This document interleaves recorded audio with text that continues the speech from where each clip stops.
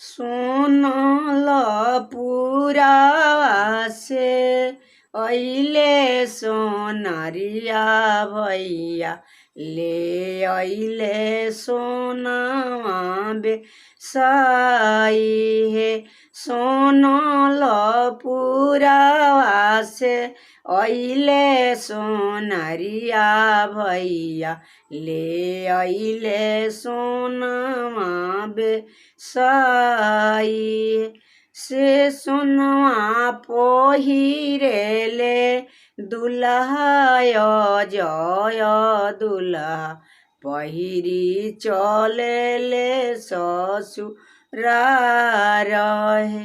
पहिरी चलेले ससुरार अंग पसिजी गइले सोनल भिजी गइले सोर हो सिंगार। सोनल पुरावा से अइले मलहोरिया भैया ले अइले मौरी बेसाई। सोनल पुरावा से अइले मलहोरिया भैया ले अइले मौरी बेसाई।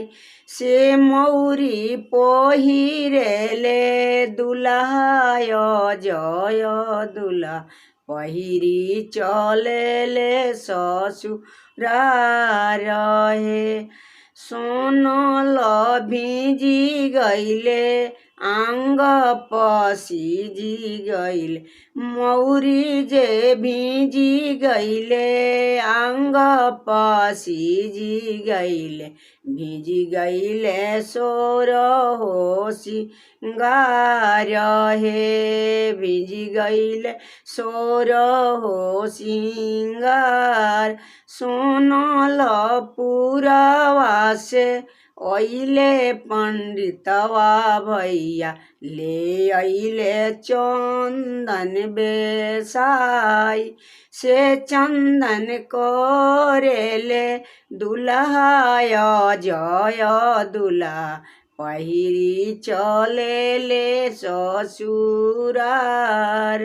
चंदन कराई चलेले ससुरार अंग पसिजी गइले चंदन भिजी गइले सोर हो सिंगार।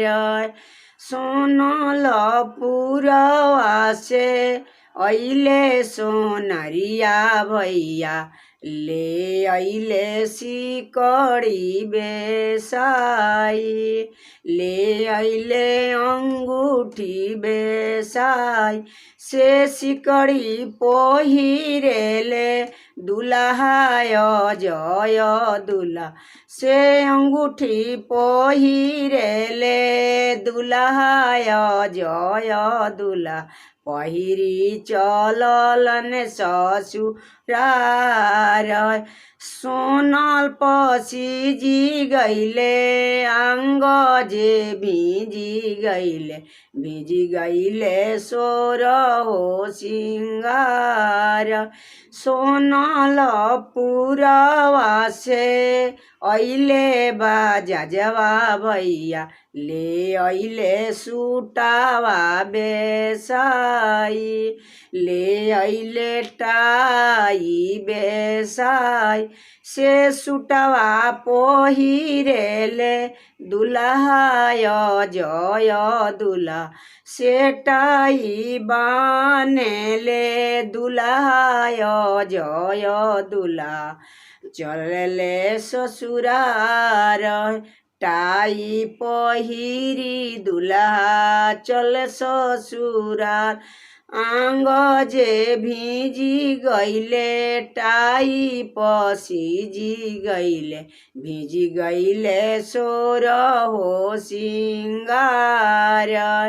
सोनल पुरावा से अइले घड़ी सजवा भैया ले अइले घड़िया बे साईजी जे घड़िया पहिरलन दुल्हा जय दुल्हा पहिरी चललन ससुरार घड़िया पसीजी गईले अंग जे भिजी गईले सोर हो सिंगार सोनल पुरावा से अइले चमरिया भैया ले अइले जूतावा बेसाई से जुतवा पहिरलन दुल्हा जय दुल्हा से पैतामा पहिरलन दुल्हा